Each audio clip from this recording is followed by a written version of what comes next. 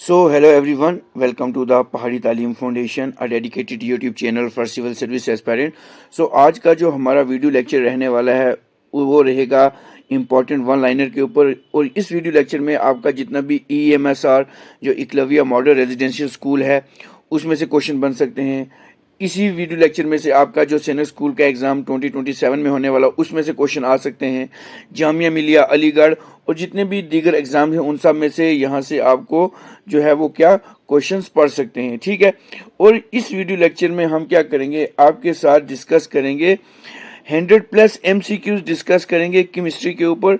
सो जितने भी नए व्यूवर्स हमारे चैनल पे विजिट कर रहे हैं वो हमारे चैनल को सब्सक्राइब कर दें और बेल आइकन को प्रेस करें ताकि नेक्स्ट वीडियो लेक्चर की नोटिफिकेशन आपके पास पहुंच सके। सो विदाउट वेस्टिंग टाइम हम अपना क्वेश्चन आपके साथ डिस्कस करते हैं। सो क्वेश्चन नंबर फर्स्ट रहेगा, सबसे पहले रहेगा हु डिस्कवर द न्यूट्रॉन। सो जो न्यूट्रॉन है वो किसने डिस्कवर किया है। सो अगर इस क्वेश्चन की हम बात करें इसका आंसर रहेगा जे कैडविक। सो जे कैडविक ने क्या किया था, न्यूट्रॉन को डिस्कवर किया था। सो हाइड्रोजन जो था वाज डिस्कवर्ड बाय कैंडिवॉश, तो कैवेंडिश ने किया था। ये भी बहुत ज़्यादा इंपॉर्टेंट है, एग्जाम ओरिएंटेड है, ठीक है जी। फिर नेक्स्ट पॉइंट आपकी स्क्रीन पे रहेगा हु डिस्कवर इलेक्ट्रॉन। इलेक्ट्रॉन किसने डिस्कवर किया था। सो इसकी बात करें तो इसका आंसर रहेगा ऑप्शन जे थॉमसन। सो जे थॉमसन ने जो था इलेक्ट्रॉन डिस्कवर किया था और साथ में कुछ एक्स्ट्रा इन्फॉर्मेशन भी है, that is X ray was discovered by WC रोटेंजन। तो जो एक्स रेज थी वो किसने डिस्कवर की थी, वो WC रोटेंजन ने की थी। सारे के सारे क्वेश्चन इंपॉर्टेंट हैं, एग्जाम ओरिएंटेड हैं। अब नेक्स्ट क्वेश्चन आपकी स्क्रीन पे रहेगा, क्वेश्चन नंबर 3 रहेगा, that is who discover proton. Proton किसने डिस्कवर किया है। सो इस क्वेश्चन की बात करेंगे तो इसका आंसर रहेगा अर्नेस्ट रदरफोर्ड। तो रदरफोर्ड ने जो है प्रोटॉन डिस्कवर किया था। इसके साथ कुछ और एक्स्ट्रा इन्फॉर्मेशन भी है, जो एटम बम है that is discovered by Otto Hahn, और ये भी बहुत ज़्यादा इंपॉर्टेंट रहेगा आपके एग्जामिनेशन पॉइंट ऑफ व्यू से। नेक्स्ट पॉइंट 4 रहेगा आपकी स्क्रीन पे, which gas is used for anaesthesia. जो एंथीसिया के लिए गैस यूज की जाती है वो कौन सी होती है, तो उसका आंसर रहेगा जीनोन।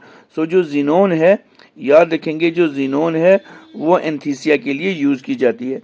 फिर पॉइंट 5 रहेगा, which element is used in making coil for water heater. जो वाटर हीटर्स होते हैं उनके लिए कॉइल यूज होती है, तो वो किसकी बनी होती है। सो इसका आंसर रहेगा option this is nichrome. So nichrome जो होती है उससे जो वाटर हीटर बनते हैं। फिर साथ में है टंगस्टन, एक ऐसा होता है has a high melting point. Tungsten का सबसे ज़्यादा हाई मेल्टिंग पॉइंट होता है। टंगस्टन आपने देखा होगा जो ट्रेडिशनल बल्ब्स हुआ करते थे उनके बीच एक फिलामेंट होता था टंगस्टन, तो उसका सबसे ज़्यादा क्या होता है, दिस हाईएस्ट मेल्टिंग पॉइंट होता है। फिर नेक्स्ट क्वेश्चन आपकी स्क्रीन पे रहेगा, which gas can cause explosion in coal mine. कौन सी एक ऐसी गैस हम यूज़ करते हैं जो कि जितने भी कोल माइंस हैं उनमें एक्सप्लोजन करती है। सो ये रहेगी मीथेन रहेगी। और मीथेन की एक ऐसी क्वालिटी है, मीथेन के अंदर हीट ट्रैपिंग कैपेसिटी होती है। फिर एक और बात है, एक होता है हमारे पास एसिटिलीन। सो ये जो एसिटिलीन होता है ना, ये राइपनिंग ऑफ फ्रूट के लिए यूज़ किया जाता है। जब कोई भी फल पकता नहीं है उसमें एसिटिलीन डाला जाता है, तो उसकी वजह से क्या होता है, जो फूड हैं वो आर्टिफिशियली क्या हो जाते हैं, पक जाते हैं, ठीक है जी। अब हम नेक्स्ट पे चलते हैं। नेक्स्ट पॉइंट रहेंगे आपकी स्क्रीन के ऊपर, सारे के सारे बहुत ज़्यादा इंपॉर्टेंट है। पॉइंट 7 रहेगा, which metal was early known as the wolfram. तो जो अर्ली मेटल होता था उसको वोल्फ्रेम कहते थे, वो कौन सा था, वो क्या था, टंगस्टन था। याद रखेंगे सारे के सारे। उसके साथ इंपॉर्टेंट पॉइंट है जो मिल्क ऑफ मैग्नीशिया है, ये क्या होता है, ये मैग्नीशियम हाइड्रोक्साइड होता है, याद रखेंगे। और जितने भी व्यूअर इस वीडियो लेक्चर को देख रहे हैं वो इस वीडियो लेक्चर को लाइक कर दें, अपने फ्रेंड्स के साथ शेयर कर दें और हमारे चैनल को सब्सक्राइब भी कर दें। चलते हैं नेक्स्ट पॉइंट के ऊपर। नेक्स्ट पॉइंट आपकी स्क्रीन पे रहेगा, which mineral is also known as fool gold. कौन सा एक ऐसा मिनरल है जिसको हम फूल गोल्ड कहते हैं। सो इसका आंसर रहेगा पायरेट। याद रखेंगे पायरेट बहुत ज़्यादा इंपॉर्टेंट है। So due to the resemblance of gold, क्योंकि ये जो पायरेट है ना ये भी गोल्ड की तरह दिखता है, इसलिए इसको फूल गोल्ड भी कहा जाता है, मतलब नकली गोल्ड कहा जाता है। या फूल मतलब गोल्ड होता है या सेम गोल्ड की तरह होता है, लेकिन एक्चुअल में ये गोल्ड नहीं होता है, तो इसलिए इसको क्या कहा जाता है, फूल गोल्ड कहा जाता है। चलते हैं 9 पॉइंट के ऊपर। 9 पॉइंट रहेगा which gas is known as laughing gas, किस गैस को हम लॉफिंग गैस कहते हैं, तो ये रहेगी नाइट्रस ऑक्साइड। याद रखेंगे लॉफिंग गैस किसको कहते हैं, नाइट्रस ऑक्साइड को कहते हैं, जिसको N2O कहते हैं। अब अगर बात करें स्लेक लाइम की, तो कैल्शियम हाइड्रो ऑक्साइड जो होता है वो स्लेक लाइम भी होता है, क्योंकि ये साथ में कुछ एक्स्ट्रा पॉइंट्स हैं जो मैं आपके साथ डिस्कस कर रहा हूं, जो कि बहुत ज़्यादा इंपॉर्टेंट हैं। ठीक है, ये सारे के सारे आपके पेन डाउन होने चाहिए, लिखे हुए होने चाहिए, ताकि जितने भी इंपॉर्टेंट पॉइंट्स हैं ये सारे के सारे आपके एग्ज़ाम में आएंगे, और ये सारी चीज़ें आपको वहाँ पे ऑप्शंस बेस में मिल सकती हैं। अब पॉइंट 10 आपकी स्क्रीन पे रहेगा, the explosion of the cracker is an example of, जो अगर जो क्रैकर्स होते हैं, जो बम पटाखे हम दिवाली पे जलाते हैं, उनमें से जो क्रैकिंग साउंड आती है वो किसकी वजह से, explosion of is an example of, तो ये किसकी है, ये कंबशन की एग्जाम्पल है। फिर चलते हैं 11 पॉइंट के ऊपर। साल्ट पीटर, याद रखेंगे salt Peter is another name for, एक हमारे पास चीज़ है क्या, साल्ट पीटर, तो ये दूसरा नाम किसका है, पोटेशियम नाइट्रेट का है, याद रखना आपने। तो साल्ट पेटर जो है is an other name for potassium nitrate. और साथ ही एक इम्पॉर्टेंट पॉइंट भी है, तो आइल ऑफ विट्रोल किसको कहते हैं, सल्फ्यूरिक एसिड को कहते हैं। सो जितने भी व्यूवर्स इस वीडियो लेक्चर को देख रहे हैं वो सारे इसको पेन डाउन करेंगे, सारे लिखेंगे, ये सारे इंपॉर्टेंट पॉइंट PDF मैंने जो है वो ग्रुप में भेज दी है, लेकिन फिर भी आपको ये सब ने याद करना है। फिर 12 पॉइंट आ जाएगा, what is deposited on iron in the process of galvanisation. So iron के ऊपर डिपॉजिट किया जाता है, क्या किया जाता है, जो प्रोसेस ग्लेविनाइजेशन होती है।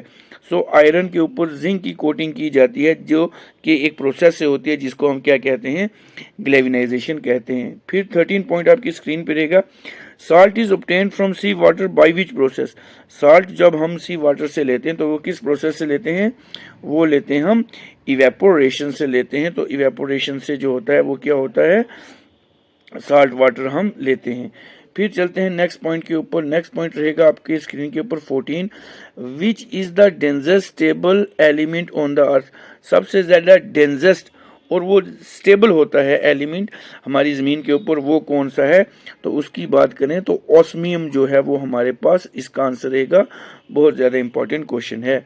चलते हैं क्वेश्चन नंबर 15 के ऊपर, which inflammatory compound present in the pepper spray. जो पेपर स्प्रे होता है उसमें से एक ऐसा कंपाउंड है जो कि इन्फ्लेमेशन करता है, सूजन करा देता है। आपने देखा होगा मूवीज़ वगैरह में लड़कियों के पास स्प्रे होता है, जब वो इसको छेड़ने के लिए आते हैं तो वो आगे से स्प्रे उसकी आंखों में डालती है। तो वो जो स्प्रे होता है पेपर स्प्रे, उसके बीच क्या होता है, उसके बीच होता है कैपेसियन होता है, याद रखेंगे कैपेसियन होता है। फिर 16 पॉइंट रहेगा, which gas was leaked during Bhopal gas tragedy. तो भोपाल गैस ट्रेजिडी हुई थी, उसमें कौन सी गैस निकली थी, तो वो निकली थी कौन सी, मिथाइल आइसोसाइनाइड निकली थी, याद रखेंगे कौन सी निकली थी, मिथाइल आइसोसाइनाइड।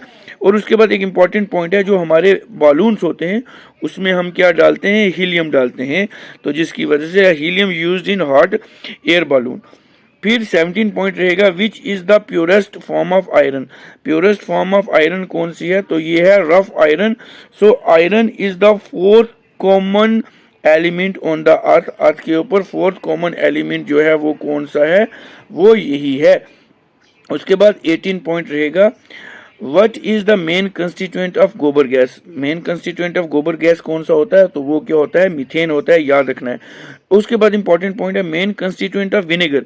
विनेगर का कंस्टिट्यूएंट क्या होता है, एसिटिक एसिड होता है, याद करना है। और ये सारी चीज़ें आपने पेन डाउन करनी है, लिख के लानी है अच्छे से। क्वेश्चन नंबर 19 रहेगा, which is the most required during chain reaction of uranium. जो यूरेनियम होता है उसमें चेन रिएक्शन में किस चीज़ के लिए रिक्वायर्ड होता है, क्या चीज़ रिक्वायर्ड होती है मोस्ट, तो न्यूट्रॉन रिक्वायर्ड होता है, that is required in nuclear fission. और जो न्यूक्लियर यूरेनियम जो होता है इसमें कौन सा प्रोसेस होता है, न्यूक्लियर फिशन होता है, याद रखना है। और जो सन होता है उसमें कौन सा होता है, उसमें फ्यूजन होता है। पॉइंट 20 रहेगा, the material used in solar cell contain. जो सोलर सेल होता है उसमें कौन सा मटेरियल यूज होता है, उसमें सिलिकॉन होता है, याद रखेंगे सिलिकॉन जो आपके सोलर सेल्स होते हैं।